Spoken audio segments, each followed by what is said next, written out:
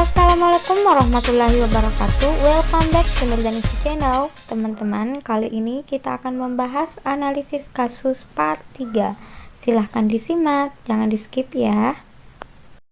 Oke, untuk nomor 1, kepala ruangan diberikan tanggung jawab untuk mempekerjakan, mengembangkan, dan mengevaluasi stafnya. Mereka diberikan tanggung jawab mengembangkan anggaran tahunan unit yang dipimpin dan mengatur sesuai tugas dan tanggung jawab masing-masing. Adapun fungsi kepala ruang menurut Marcus and Houston tahun 2000 adalah kecuali A. Perencanaan, B. Pengorganisasian, C. Pengawasan, D. Pengarahan, E. Pendidikan. Karena pertanyaannya kecuali, jawaban yang paling tepat adalah E. Pendidikan. Nah, kita jelaskan untuk perencanaan. Perencanaan yang dimaksud di sini itu merencanakan dan mengelola rencana perubahan. Kemudian untuk pengertian pengorganisasian, maksudnya mengelompokkan kegiatan untuk mencapai kegiatan unit. Kemudian untuk pengertian pengawasan, pengawasan adalah penampilan kerja, pengawasan umum, pengawasan profesional. Kemudian yang D adalah pengarahan. Pengarahan itu mengelola sumber daya manusia seperti memberikan motivasi dan atau arahan kepada bawahan. Jadi sudah jelas ya teman-teman. Selanjutnya nomor 2, perawat mempertahankan lingkungan yang aman bagi klien dan mengambil tindakan untuk mencegah terjadinya kecelakaan dan melindungi klien dari kemungkinan efek yang tidak diinginkan dari suatu tindakan diagnostik dan pengobatan merupakan tugas kepala ruangan sebagai A. Manajer kasus, B. Melindungi dan advokat klien, C. Rehabilitator, D. Komunikator, E. Penyuluhan. Jawaban yang paling tepat adalah B. Melindungi dan advokat klien. Nah, pembahasannya tugas sebagai kepala ruang menjadi pelindung dan advokat klien, yaitu perawat melindungi hak klien sebagai manusia dan secara hukum, serta membantu klien dalam menyatakan hak-haknya yang dibutuhkan. Jadi, jawaban yang paling tepat adalah B. Selanjutnya untuk nomor 3, seorang ketua tim berinisiatif untuk berdiskusi cara mencegah dan menurunkan jumlah kejadian flebitis pasien. Setelah selesai, ketua tim menyampaikan SOP yang wajib dilaksanakan dan mendampingi perawat pelaksana. Apakah gaya kepemimpinan yang diterapkan? A. Otoriter, B. Laissez-faire, C. Demokratis, D. Karismatik, E. Militeristik. Nah, jawaban yang paling tepat adalah C. Demokratis. Nah, untuk pembahasan kita akan bahas satu persatu ya. Pertama, otoriter. Otoriter diterapkan dalam situasi kritis dan memberikan instruksi. Kemudian laissez-faire, kepemimpinan tidak mempunyai kemampuan dalam membuat keputusan atau sedang menguji kemampuan staf. Kemudian untuk demokratis, selalu menghargai pendapat staf dan meminta pendapat staf sebelum membuat keputusan. Nah, ini sudah betul-betul mengarah pada kasus pada soal ini. Kemudian untuk gaya kepemimpinan karismatik, pemimpin itu mempunyai wibawa dan aura tertentu.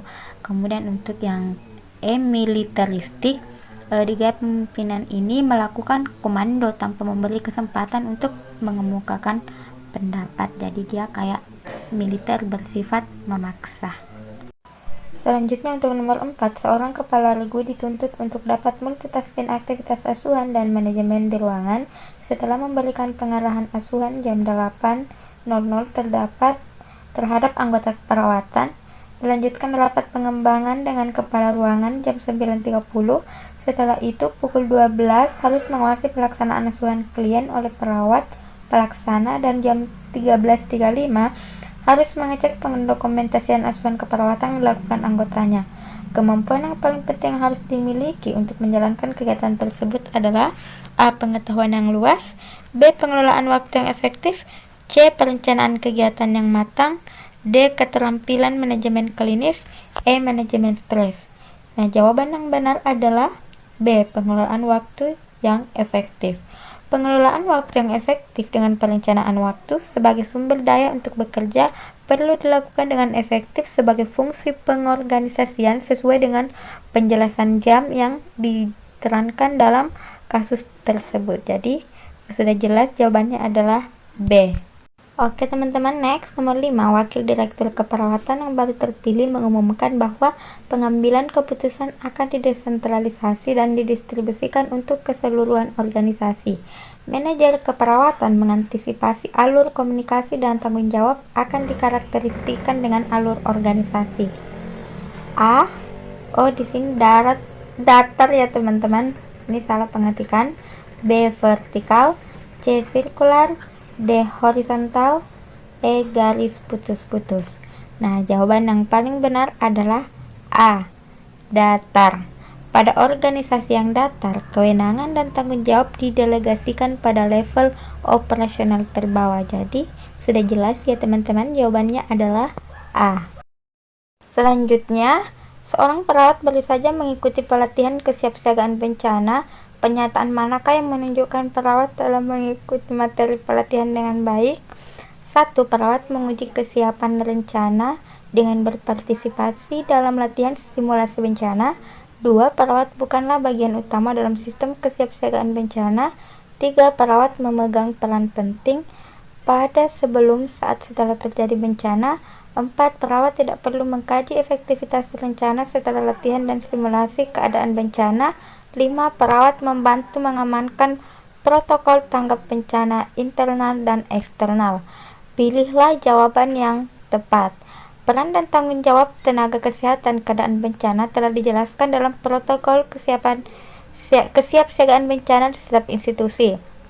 Pertama, perawat perlu mengkaji kesiapan protokol darurat bencana. Selanjutnya, perawat memegang peran penting pada sebelum, saat, dan setelah terjadi bencana. Jadi, setelah menganalisis dan mengevaluasi protokol bencana tersebut, maka selanjutnya perawat harus membantu membangun sistem tanggap bencana internal dan eksternal yang sesuai dengan intuisi tersebut. Jadi, jawaban yang paling benar adalah D, urutan nomor 1, 3, dan 5. Selanjutnya nomor 7, ketika klien diabetes meninggal dunia, perawat perlu melakukan perawatan postmortem. Kapan perawatan ini perlu dilakukan? A, sebelum memperbolehkan keluarga melihat jenazahnya. B, setelah memindahkan jenazah ke rumah duka. C, sesegera mungkin untuk menurunkan ketegangan pada unit keperawatan. D, setelah memberikan kesempatan kepada keluarga melihat jenazah. E, setelah adanya permintaan dari keluarga. Jawaban yang benar adalah B, setelah pemindahan jenazah ke rumah duka. Membersihkan dan mempersiapkan jenazah secara layak sebelum dilihat oleh keluarga akan meredakan ketegangan dan situasi stres. Oke, selanjutnya Nyonya El mengatakan anak V usia 3 tahun saat ini mulai belajar untuk makan sendiri, dan ketika diajak jalan-jalan oleh ayahnya, anak V tidak mau digandeng. Tahap perkembangan anak V menurut teori perkembangan adalah A, trust and mistrust. B, initiative phase guilt. C, industry phase inferiority. D, identity phase identity confusion. E, autonomy phase shame and doubt. Nah, jawaban yang benar adalah B, inisiatif phase guilt.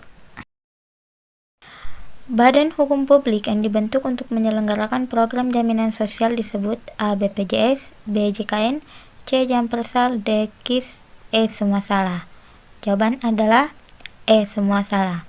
Karena dalam pembahasan Sistem Jaminan Sosial Nasional atau SSJN melahirkan sistem baru program jaminan sosial di Indonesia dan menggantikan dengan program sebelumnya yang seperti Askes dan Jamsostek. Jadi jawabannya seharusnya SSJN. Untuk nomor terakhir, program jaminan kesehatan nasional dikelola oleh BPJS Kesehatan merupakan suatu badan transformasi yang dahulunya adalah A, PT Jaminan Sosial Tenaga Kerja, B, PT Askes, C, Pusat Pembiayaan dan Jaminan Kesehatan, D, Kementerian Kesehatan Republik Indonesia, E, Persatuan Rumah Sakit Indonesia. Jadi jawaban yang benar adalah B, PT Askes. Pembahasannya, PT Askes itu sebelumnya bertransformasi menjadi BPJS Kesehatan, sekarang yang digunakan untuk berobat dalam bidang kesehatan, sedangkan untuk Jamsostek bertransformasi menjadi BPJS Ketenagakerjaan. Oke teman-teman, demikian untuk video kali ini. Mudah-mudahan apa yang kami sampaikan bermanfaat buat teman-teman semua dan bisa menjadi bekal untuk persiapan tes CPNS SKB yang akan datang. Kita berdoa semoga wabah virus corona ini bisa cepat berlalu dan teman-teman kita bisa ikut SKB dan berjuang untuk mendapatkan NIP. Semoga apa yang saya sampaikan bermanfaat buat teman-teman. Jika teman-teman menganggap ini bagus, silahkan dukung channel ini dengan memberikan komentar yang baik dan sharing ilmu, dan jangan lupa klik tombol merah. Bye bye. Assalamualaikum warahmatullahi wabarakatuh.